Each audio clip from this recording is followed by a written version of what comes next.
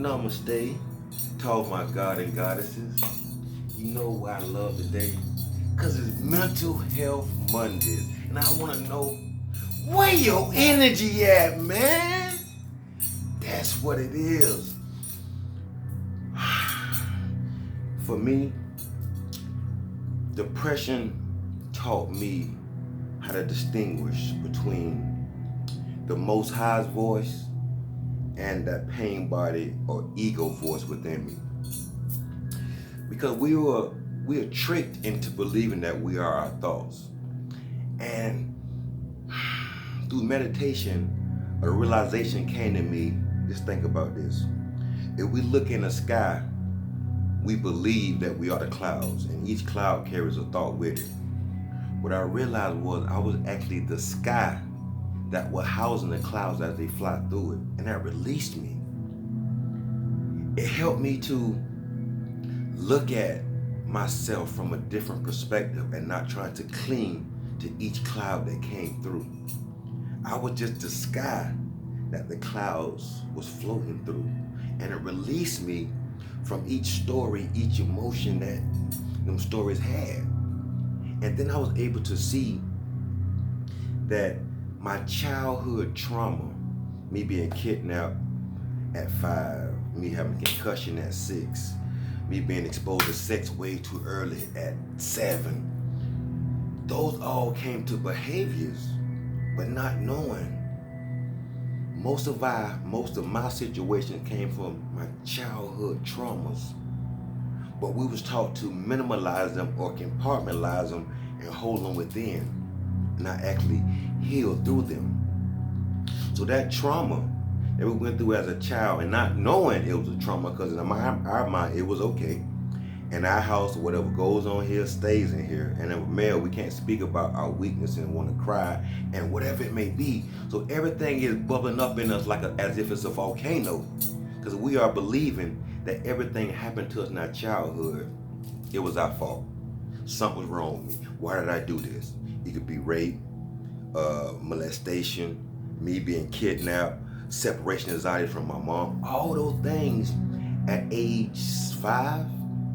So that formed my belief system.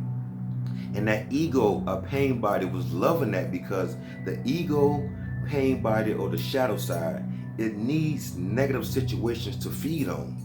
So it's gonna keep suggesting thoughts to you. Oh, you're not good enough. You ugly. What people gonna think? Don't wear that. Even if you driving, like, oh my God, you so stupid, you gonna miss your exit. That's that pain by that ego poking at you to trigger you to cling to that emotion and put your awareness on it. And when you do that, you become hypnotized to a belief that the ego is gonna send you so much negativity, that trauma that you went through, you're gonna feed on that in the wrong way. And what I mean by that is the trauma, listen to me, the trauma that we went through was a lesson and experience to bring out our greater good. So we're looking at anxiety, we're looking at depression, we're looking at schizophrenia, we're looking at cutting our wrists. Okay, I understand that. I was suicidal and had a gun to my head. And I heard the Most High voice ask me, you not hungry? You don't want a sandwich? So that day, I was able to identify and recognize when the Most High was speaking to me, or what that ego, pain body, that shadow side was trying to speak to me. This is the main part. There's no separation. I am both. The totality of it it's a non-duality. I can't separate my side A from side B, because side A and side B make the whole. So stop looking at good and bad, right or wrong. No, don't do that. It is who you are. Stop minimalizing what happened to us in our childhood and actually recognize it. Stop trying to compound a situation by getting in relationships, drinking, drugging, whatever it may be. You trying to hide the fact instead of actually healing from the cause. So allow me to help you through my experience, through sexual abuse, through trauma, through mental abuse by concussions, 13 of them. I've been there, done that for a reason. I'm still here. It's to show you that regardless of where you come from, regardless of your skin tone, regardless of what you're thinking, it's possible.